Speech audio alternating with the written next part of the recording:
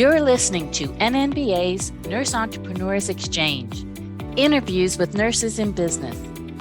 Healthcare today is undergoing unprecedented change, and the nursing profession continues to meet its challenges and changes.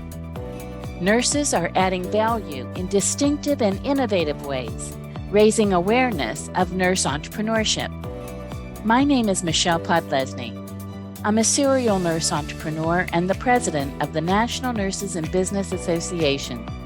I think it's so important that we hear from nurses who we can relate to and are having success, because we all can find confidence, inspiration, and motivation in their stories. If you're a nurse entrepreneur or one in the making who's looking to create a business that makes an impact and allows you to do the work you love, then you'll want to stay tuned and listen to these interviews with nurses that are transforming their careers through entrepreneurship. Jennifer Crowley has been a registered nurse for 30 years. She's a certified life care planner and certified care manager. She owns Eagleview West, a care management and consulting company serving Northwest Montana. She is the author of 7 Steps to Long-Term Care Planning and the co-author of Life Care Management Handbook, along with co-author and co-founder Shanna Huber. She co-founded the Life Care Management Institute, which offers 30 online courses for learning how to start, grow, and manage a successful care management practice. Jennifer, welcome to Nurse Entrepreneurs Exchange. I'm very excited to have you here today and to ask you a lot of questions about your business and journey into entrepreneurship. So can we start there? Is that all right? Yeah, absolutely. Thanks so much, Michelle. I'm so excited to be here with you too. Good. Well, okay. Nurses are always wanting to know, how did this nurse start? When did she start? We're going to proceed to go all through it, but let's start at the beginning with your private practice. How did I become a nurse in business, I guess is the question. Is that right? And that is so right. It's funny because it's way more clear to me now that a lot of what my journey was maybe tapping into kind of what I inherited, like some business skills that I didn't know were there from my family. My grandfather started a business in his garage, and it grew to a successful business that my father ran until he just retired recently. But I always had a vision, and that's really, I know sometimes that's not what people want to hear, but I had a vision for doing something in the community. I didn't quite know what that was at the time, but I started dabbling in consulting. I really, really enjoyed it. I was kind of seeing the writing on the wall with being a critical care nurse that, maybe things weren't going to continue to be that easy to do anymore in the ICU setting. Obviously we have the, physical nature of the job, the emotional toll. And then as you're raising a family, if you choose, or whatever you're doing in your own life, personal life, sometimes you start to reconsider, can I endure these long shifts? Can I work in this kind of stressful environment? And no, I was already seeing that, envisioning myself being in a more flexible career track, still always wanting to be a nurse. I'm one of those people that's always wanted to be a nurse since I was a little girl. And so luckily for me, I've just found ways to still use my nursing skills and to continue to have a flourishing career in nursing as a businesswoman. I love that. It's interesting because a lot of nurses I speak to, they have entrepreneurs in their family. Yeah. Many of them. And it's like they feel like they see that and they go, it's not all at once. It kind of comes to you, like you were saying, you were looking at things were changing, your life and life stage was changing, and it caused you to reflect. And we had, definitely we had a lot of that reflection in this post-COVID world as well. So, all right. So tell me how Eagleview Consulting began. Yeah, so I answered a simple ad for basically a nurse with 5 years of experience that could be proficient at in geriatrics, basically, and doing assessments and evaluations. So I attribute my start in, I guess, this industry and the community-based side of consulting as being like the start from doing long-term care insurance assessments, basically. It was through that ad that I responded to that I went into the homes, like my first experience going into someone's residence and trying to figure out the pieces to the puzzle.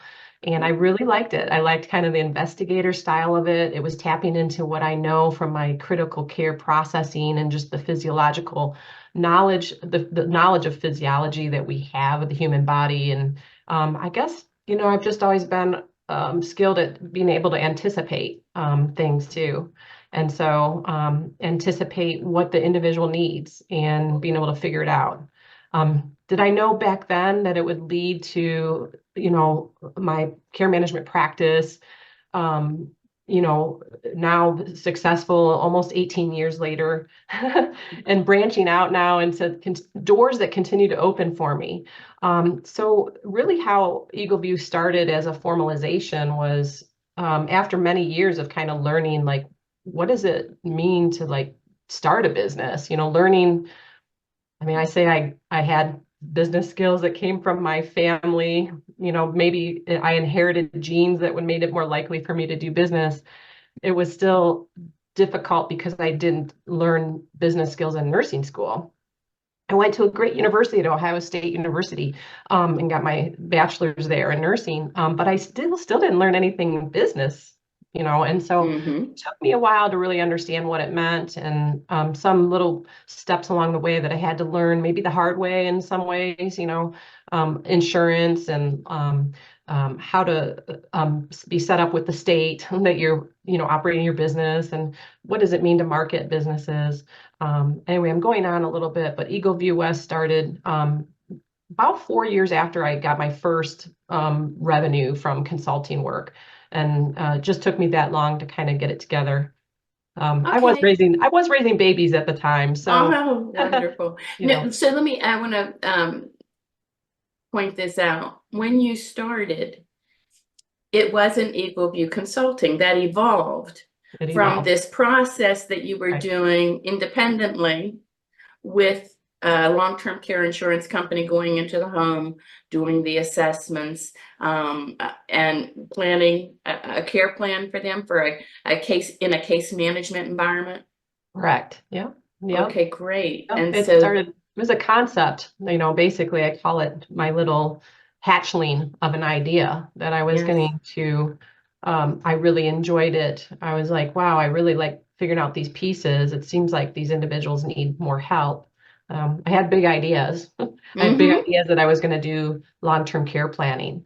Back almost 18 years ago, that was certainly like less heard of like, what does long-term care planning here?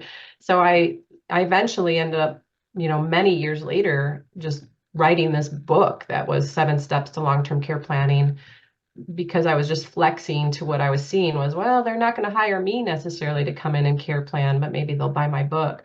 But Eagle View West has been my foundation for being able to be legitimate, be a presence in the community. And so once I formalized the business, it was only from, going forward from there, like it just built upon that.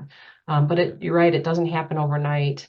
It's really so important to learn as much as we can, and kind of be an open mind, that trust in the process, that it will happen and all the ducks will fall into place. And that's very true. I think that nurses are very much perfectionist. I mean, that's how we're taught, right? We're going into the hospital and we're taking care of human lives. But business, you don't have to be perfect. And a lot of the fear of making a mistake is, understand you will make some mistakes along the way. But if you feel driven as you were to develop Eagle View Consulting. So tell me, do you remember, as the entity, Eagle View Consulting, your first, I always call it the first dollar story, the first revenue that you made as a nurse-owned business? It's funny because I thought about that as we were approaching this interview, just like what it was like when I was first making a dollar, right? Any dollar with my work as basically I was serving as an independent contractor. So I was being hired by someone else, a third party, basically, that was needing something done. And so it was, I wouldn't say it was like a whoa, an aha moment. It was more of like stuff it in the pocket and be proud and move on. At the time, I was working still full time in the bedside nursing, and Oh, you were doing both. That's interesting. Isn't that nice raising. how we can side hustle our way into full Yeah. time? Go ahead. It's amazing. It was actually, it was a side hustle, really, I guess, is what you think about it. And then it just grew into what it is today and has been for many years, my full-time career. And anyway, it's just when that money came in, I think for me, when I look back, it was a proud moment of going, I'm on to something, you know. Nurses can move beyond the bedside, and I can make good money doing it. And we could get paid for the value we bring to all types of situations. And so for me, it's more of looking back and being like really proud of like how I was able to start through a trickle, learning as I go. Was I impatient? Absolutely, because nurses are oftentimes impatient too. We want to fix the situation and we're go-getters, and sometimes our traits can work against us a little bit when we're like so eager to get out the gate. So. Okay, then tell me, when did Eagle View so when it started, did you devote yourself to a particular service? Like your business model was consulting. Mm-hmm. Was there a particular service line that you were involved in? I was initially focusing my work all on geriatrics. So I was looking at the aging individual, perhaps the pre-retiree or retiree type aged person who is looking ahead at their aging years.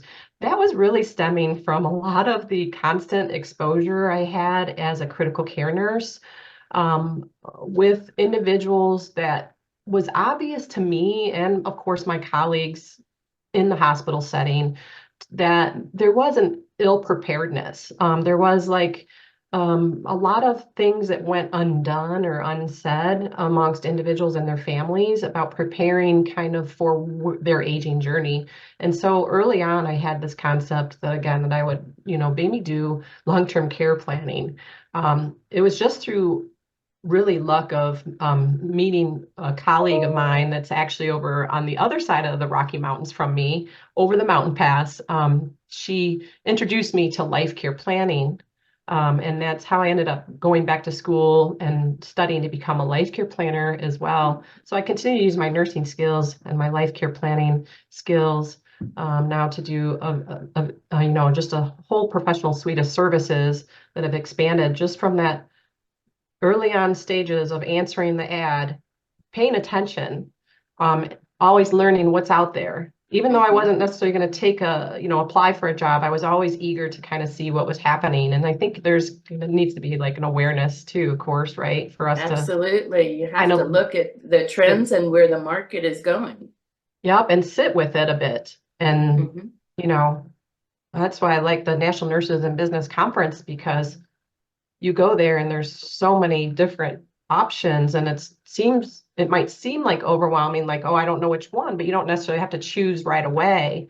You have to trust in the process that you're gonna hone in on your skills that you have and maybe perfect them along the way, and maybe bring in some other skills through what you learn and all that. And so for me, it's been an incredible journey. Just that I've been really blessed to things just to kind of work out for me, and to tap into the possibilities of what a nurse consultant can act in the community, and the solutions that we can provide. Yes, that's fantastic. So we're talking from 2002 basically to today. Yeah. And everything. That's wonderful. And when did that become a full-time business where you left working at the bedside?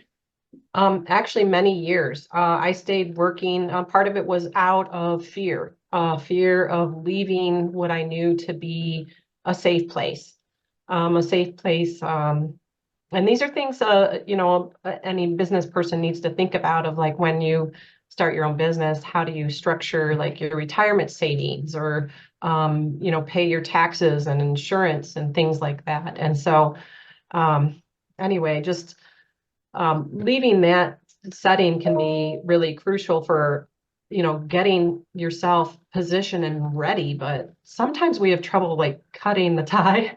And Yes. so I worked with a coach, a professional coach, for about 6 months that helped me overcome my fear of taking that next step. Um, Wonderful.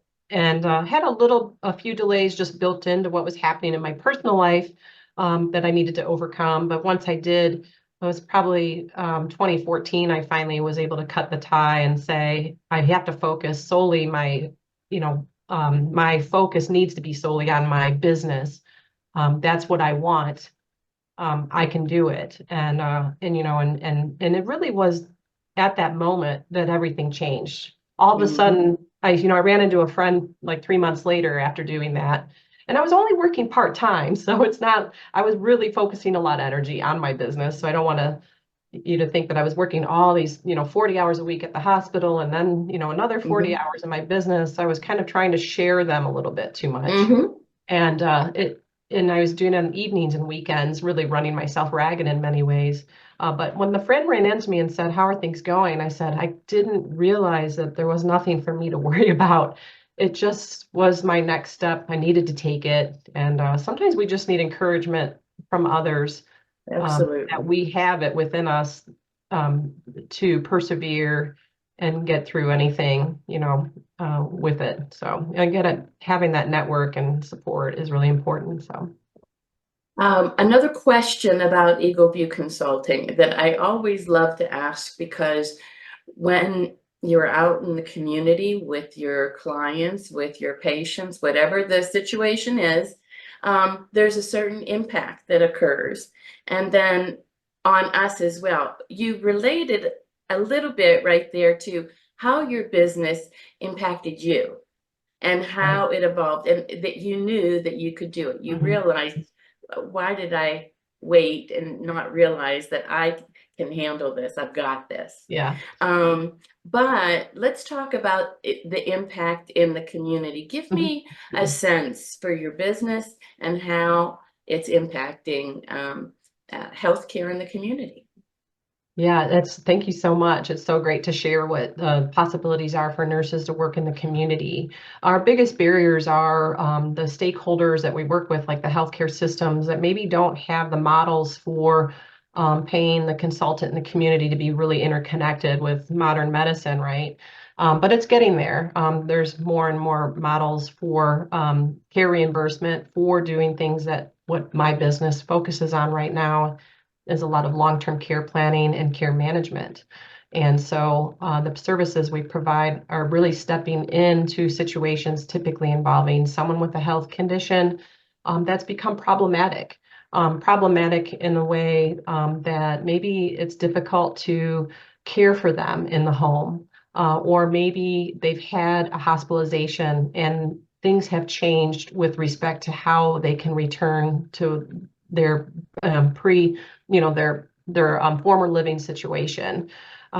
We also just have a plethora of things that happen upon our desk that like stakeholders like insurers need solutions for, where they do need someone to go that has the knowledge and the proficiency and the competency, nurses, to be able to go and attend medical appointments, write reports, do assessments, evaluations, work alongside doctors if you want to develop care plans that help tell the story for optimal well-being. How do we plan for a health condition through aging, and what do we need to be ready for? Those type of questions need answered, but we also, my interesting twist is I brought my methodology from the kind of the courtroom arena where I work still today as a life care planner, but I've always applied my life care planning methodology to the non-legal case, the civilian, all of us who are just out there going through an aging journey or approaching it either now or we're going to at some point, or we all know someone that's growing older, and maybe it's our loved ones that we're caring for. Maybe it's a younger person that's had an injury or has a health condition that, appeared, and now it needs help. They need support and managed. So, I've applied this methodology to the layperson to really help hone in on their roadmap for aging. And so it's been a unique way to flex with what kind of I saw was working and wasn't working. And I still continue to see that kind of be part of my revenue stream of doing individualized and family care planning consultations. So what I'd like to say is I have diverse clientele, and I respond and provide assistance to a multitude of stakeholders who, for whatever reason, are interested in the well-being of their member or their client. And so it's really a fascinating collaborative model of practice too, which is fun. It sounds like it's quite a variety. And it sounds like it's mostly in a B2B format, business to business is hiring you, versus a client, a family directly, or do you have that as well? Do you have the B2C to the business to customer model? I have both, and I'm getting ready to start a unique partnership right now with our aging services in the county where my office is located, where I'll be doing life care planning for caregivers and individuals, excuse me, that are seeking help. It's through a grant. So my involvement with others comes from multiple angles, and I think that's really my business model is diversification. Although I'm using a methodology based on my nursing knowledge, my nursing skills, I've also done additional training to work in an area that's more specialized in long-term care planning. But it makes me really suitable to kind of always focus on the individualized person, family-centered approach to helping them navigate their healthcare experience. And so it's just, I know it might not be coming out really clear, but if I'm going to meet someone in the home and help them plan for the care of their loved one with dementia, maybe that would be a couple hour consult, an hour or two long consultation that they pay me for, versus the insurer that hires me for a contracted rate that I've agreed upon to assist them with gaining knowledge about what's happening with their member, the insured, maybe because of an injury or what have you. And then maybe I'm getting hired by an attorney to develop a life care plan, which would be based on trying to earn a settlement or award or argue a settlement or award for a catastrophic injury, something like that. That's so fantastic from the standpoint of how expansive your services are, and the approaches and then the different markets into both business to business and business to customer. I love that aspect, and it segues into then how your business further expanded, your business line. Let's talk a bit about Life Care Planning Institute. Yeah. Oh, yeah. The Life Care Management Institute. Yeah, that too. Yes, I know. I love it. I'm I so think lucky. that's great. I tell you, if nothing else, the person watching or listening to this interview, it's so the opportunities out there for nurses to act as consultants and provide solutions to a diverse clientele is really, this is it. It's just going to go forward from here on out. We're smart and capable, proficient. Like I said, people like us, they respect us, the most trusted and respected, career pretty much that gives us an upper edge in the business world. That's true. So anyway, as far as my private practice, here I am in Montana. One of the ways I've been able to grow as a nurse in business really is especially attending conferences. Hands down, you must invest in I've always believed this. You must invest in your continuing education, but also your personal and professional growth. And when I say personal growth, because if we're going to put so much pressure on us to have a success, our own selves to have a successful business and have it all together and feel like got control, we need to take care of ourselves and make sure that we're keeping ourselves in check with our own healthcare and our self-care and all that. Anyway, going back to why does the conferences have anything to do with the Life Care Management Institute? Well, that's where I met a future colleague of mine, she's not my future colleague. She is my colleague now, but at the time I didn't know her. She approached me because I wrote a simple book called 7 Steps to Long-Term Care Planning. She was getting lots of feedback because she's in a more densely populated area. So she has a lot more professionals trying to do consulting in her area. That's shopkeeper in Ohio. She approached me and said, hey, you wrote this book. Would you be willing, are you interested in helping me write a book? There's so many nurses that are wanting to get into care management like we are, and they don't know really where to start. And she goes, you have a lot of experience starting your own, especially in Montana. And I'm like, yeah, that's me. I'm in the rural frontier state starting a business. But we did. Okay, so to make a long story short, I met her at a conference, and then I met her again at another conference. And it was there that we really started to expand on the conversation. And then we decided to go ahead and start writing the book. Yeah. And we wrote the textbook over a couple of years through the pandemic time, and then published it in 2021. And so the idea was to help others who want to get into the life care management model of practice. And so a lot of care managers are doing aging specific work, or they're working a lot with the geriatric population. I tell you though, that what is the geriatric population? It's a lot of times it's 65 and older, right? Know that there's opportunities also to do life care management for younger individuals.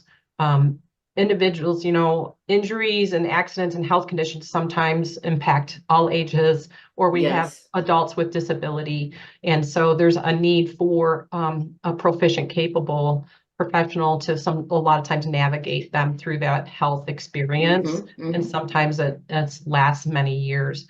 So it can be a very complex and intense job, I guess at times. Intense, not in a bad way, but intense meaning there's a lot of the human, who makes up a human, variables, all those social determinants of health, right? And then also the person and their personality and their dynamics, all of that really matters. And care managers are typically the ones that are, going into the homes to kind of figure out all these things that really are a lot of times the barriers to achieving some of the health outcomes.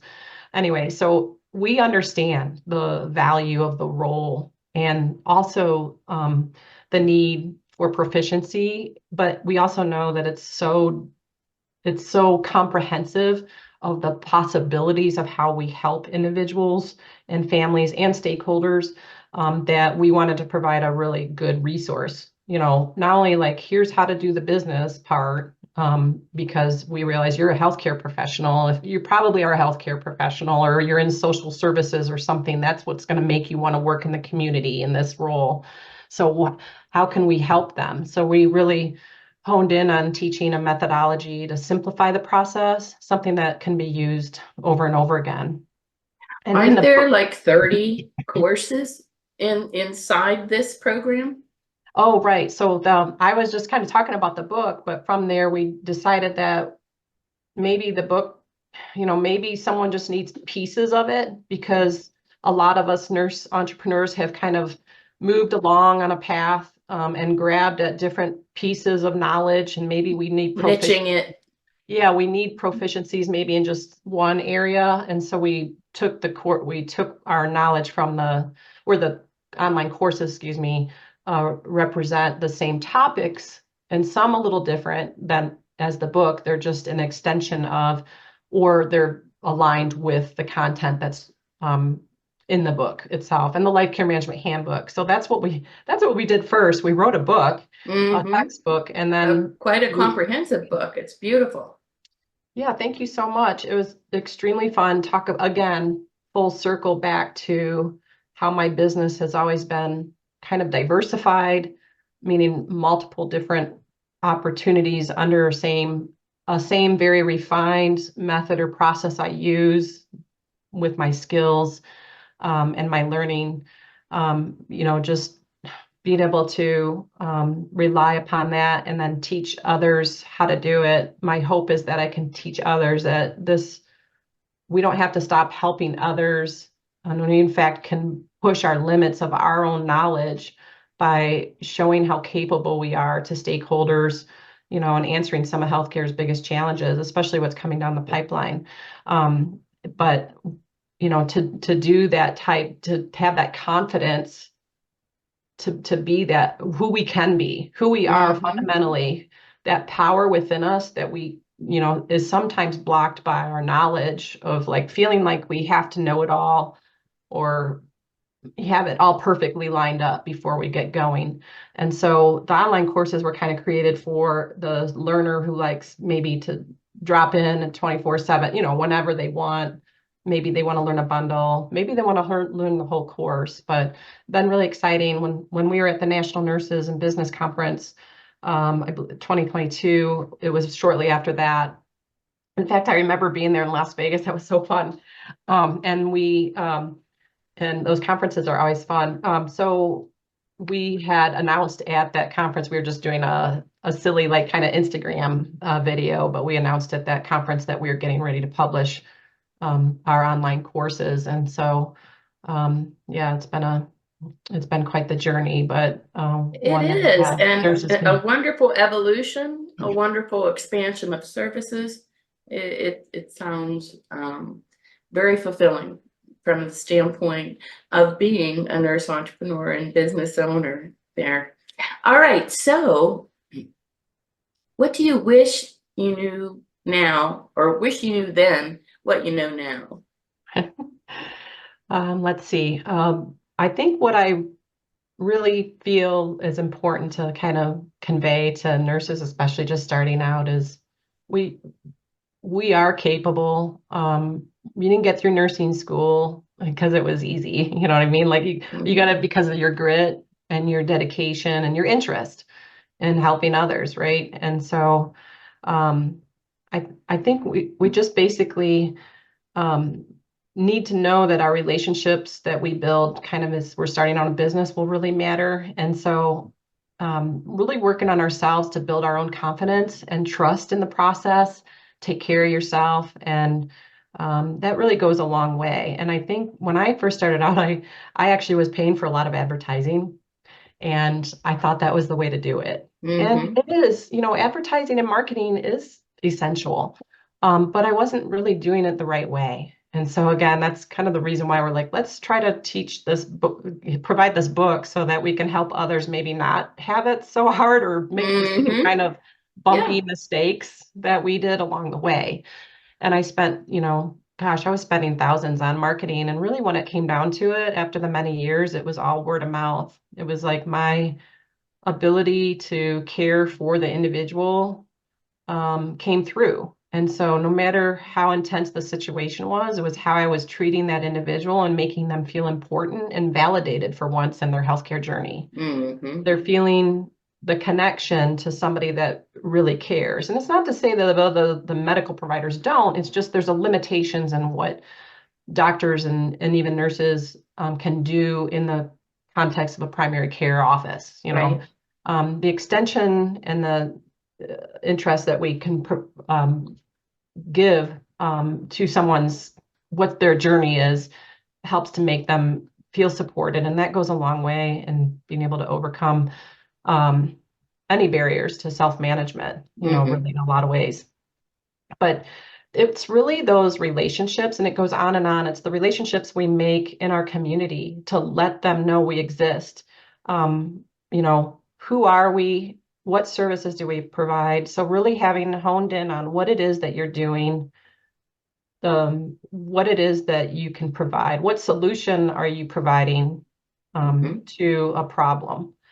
And so maybe it might be, do you need someone to assist you with communicating with your healthcare team? And do you need us to attend a medical appointment for your loved one because we realize you live 2 states away. How do families feel supported in that? And there is a big need out there. So anyway, I'm going on again. I tend to do that. There's so much I want to share all the time. Absolutely. It's And how there's I a am. lot for you to share. I mean, you've been in business 18 years, and the arc of it is wonderful from the standpoint of your practice, your, Eagle View Consulting, and then the educational component that you did with the text to help many others. So I really appreciate that. But I'm going to ask you a couple more questions. Before I do, and ask some other questions that I have here, some fun questions too. What's the best way for people to get in touch with you and learn more about you and your business? Oh, yeah, perfect. So yeah, definitely reach out if you have any questions at all. I'm definitely eager always to collaborate. Again, it's part of my business model, collaboration, learning from each other and supporting each other. But my private practice actually has a contact us page where you can always send me a message at eagleviewwest.com. My business is Eagle View Consulting, but I'm doing business as Eagle View West. And it's a life care management company and consulting company.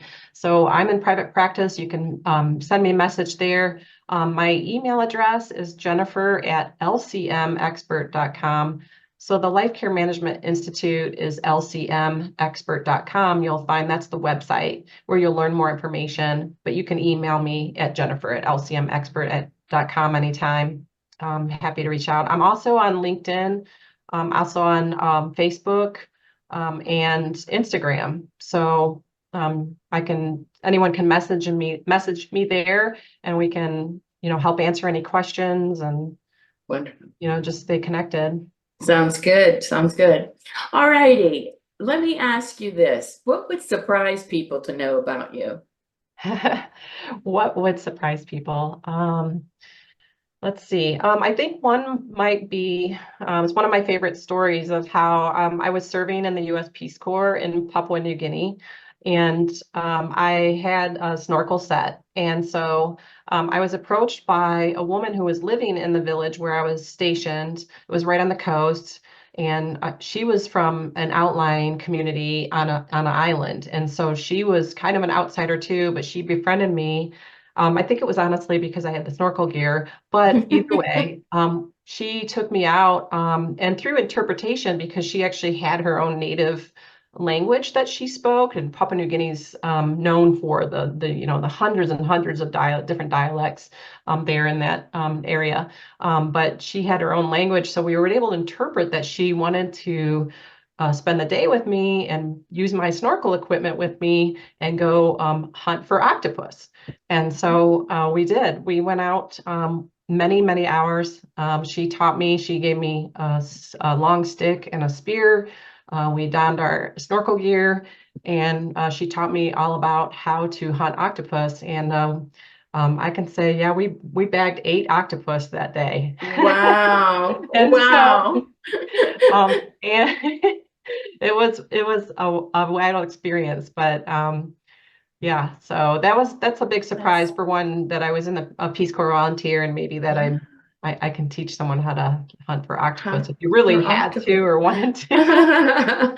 No, that's fantastic. How do you stay motivated?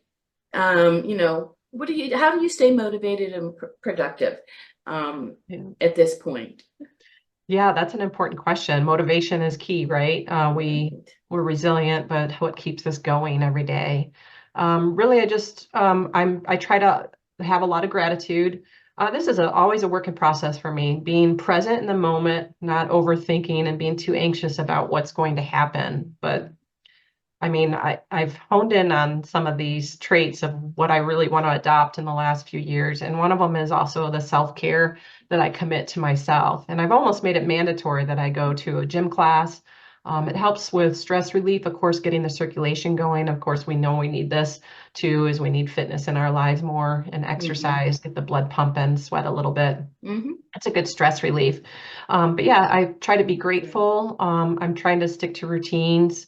and take care of myself. And then I have wonderful kids who cheer me on as well and leave me little notes that says, "Mom, you are the bomb," or "Slay the day." And so it's kind of fun to get their little interpretation of encouragement. And for sure, we all need encouragement. That's wonderful. Do you have a favorite song or a life motto? I don't really have a favorite song that comes to mind completely because I love mixed music. Like I just love all sorts of music, and it's hard for me to kind of say which one I like more. It really depends on like my mood sometimes and what I'm doing. But I have to say I did watch Joni Mitchell perform live at the Grammys at age 80, a song she wrote at age 23. And if you have any chance to look at the lyrics to that or watch that, that was amazing. So I also, one of my mottos, I guess, I have some word art that says "Love you more."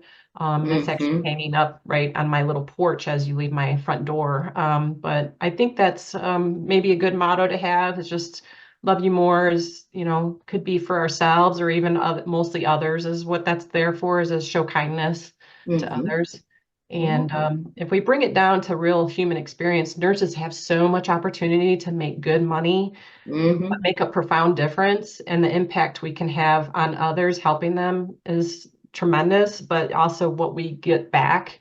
It's really about the human experience, being kind and compassionate. And, we're just in a nice position to enhance all of that by being, capable doers and getter-doners.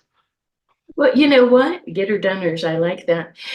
I was going to end with asking you, your final bits of advice for nurses that want to be in entrepreneurship. You kind of captured some of it at the end there, but I'm still going to ask you. So what final piece of advice do you have for nurses out there, and nurses that may be feeling that entrepreneurial nudge? Yeah. Well, again, taking some time to sit with it and see what's all available out there. There's so many opportunities and different roles that nurses can specialize in, and really deciding what one works best for you and what you're comfortable with. But attending conferences where you can learn more and be exposed to others who have been there and done that, and been through the same hiccups. I mean, we might make it look easy now, but we've all been there. And we all can provide even the smallest amount of like advice or encouragement really could go a long way. And so really attending the conferences, networking with others, joining, investing in yourself. How much is it worth to you to kind of feel the confidence or gain some knowledge that's only going to help you build the foundation that you want? And so really, looking at what courses are available for teaching you or making you have a different perspective. So, yeah. And don't be afraid. Ah, there you go. Jennifer, it's been such a pleasure speaking with you too, today. it's fun. And I'll look forward to seeing you hopefully soon. Yeah. You take care, and thanks again. Yeah, thank you. It's been a real pleasure, and I appreciate the opportunity. Nurse entrepreneurs, in a spirit of trust and generosity, shared their experiences and insights with me during these interviews. Since 1985, the NNBA has assisted thousands of nurses to create successful businesses, to become business leaders and mentors, and collectively serve as the voice of nurse entrepreneurship. Business education designed for nurses, business models that work, support, connections, and community is what you'll receive when you join the NNBA at www.nursesbusiness.com. Be sure to bookmark the NNBA so you won't miss when registration opens for NNBA's annual educational conference on nurse entrepreneurship and career alternatives for nurses.